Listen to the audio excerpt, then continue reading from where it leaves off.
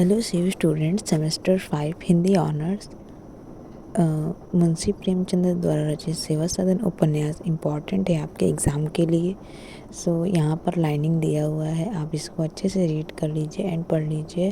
And ये important है आपके एग्ज़ाम के लिए। व्याख्या, संदर्भ, प्रसंग, वक्ता कौन है एंड मुख्य पात्र का चरित्र चित्रण, सुमन जैसे गजाधर, पद्म सिंह, इन सब के बारे में पढ़ लीजिए। अच्छे से दिया हुआ है एंड व्याख्या दिया हुआ है, आप लोग देख लीजिए अच्छे से। नोट्स बनाइए और बी इन्फो को फॉलो करिए।